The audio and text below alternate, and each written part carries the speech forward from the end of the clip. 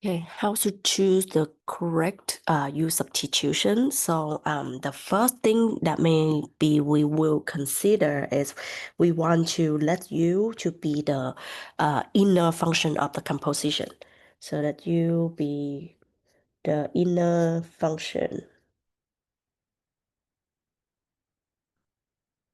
Okay, so what does that mean, inner function? So for example, if I have the integral of sine 3x plus 1 dx, then this 3x plus 1 will consider as the inner function of the sine function because usually you will see sine x.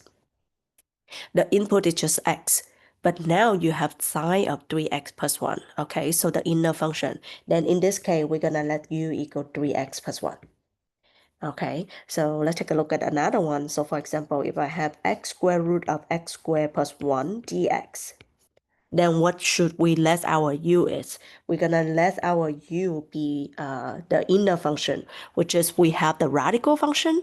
Usually the radical function is just square root of x, right? But this one we have square root of x squared plus 1. So we will let u equal x squared plus 1.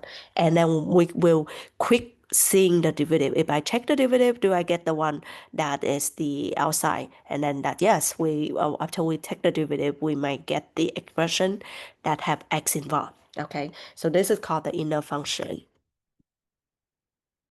Okay, now we talk about a case that if the integrand is a fraction, then what we do, we're gonna let u be the denominator equal to the denominator.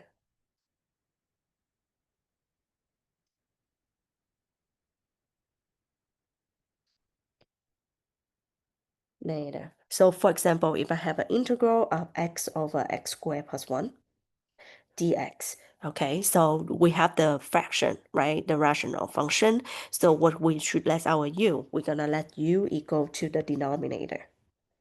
And we want to quick taking the derivative to see does the expression after we take the derivative give us the numerator? And in this case, yes, du is equal to x dx. Okay, even though it doesn't fully give us x dx, but we do have the x dx expression in the du, so which is good. Okay, or if you have something like integral of 2x plus 1 over square root of x squared plus x minus 3, right? Then in this time, what should I let my u is? Yes, we're gonna let a u be the denominator, but should I let u be the square root of the denominator? We should not. We should let u be the inside the square root, right? We will have u equal x squared plus x minus 3. And we quickly take the derivative to see is it match our numerator. So we have du equal 2x plus 1 dx, which is our numerator. So we know that our u substitution is correct.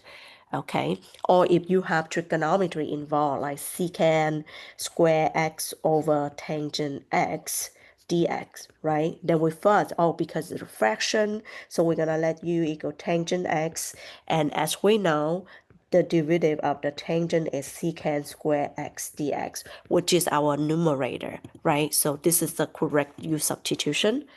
Or if you have sine x over cosine qx dx, we know that, yeah, we will let u equal what? Is that equal to cosine qx? If we equal to cosine qx, we might encounter a chain rule, okay? So it's better that we can rewrite it to sine x over cosine x and then the whole thing square dx.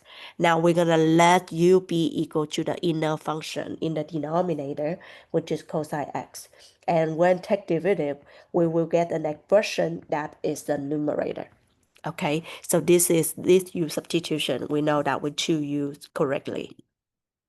Now the third scenario is when the integral with ln or the natural logarithm involved, then we're gonna let u equal to the natural logarithm.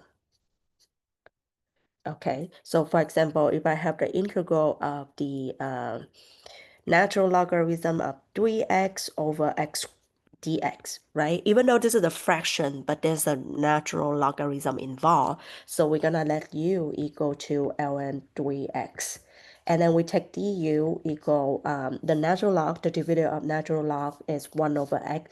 I mean, 1 over u times u prime, right? So you have 1 over 3x times 3x dx. Oh, times u prime is 3, right? 1 over u times u prime. So 1 over 3x times 3 is dx, okay? And then we can cancel out the 3. We have du is 1 over x dx, which is, this is the expression that relate to the one that we want, so 1 over x. This is going to get canceled out, okay? So our substitution will work. So anytime if there's a ln involved, you will have to let u equal ln. And the last scenario is for the exponent, okay, exponent.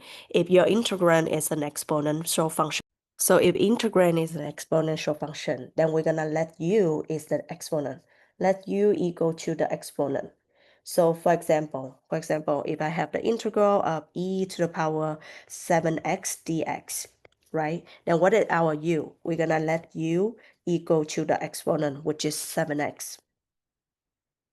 7x, and then we take the derivative, okay? Or if you have e to the power x squared plus 2x plus 1 times 2x plus 2 dx, right? So what I should let our u is, we're gonna let u equal to the exponent. So u equal x squared plus 2x plus 1.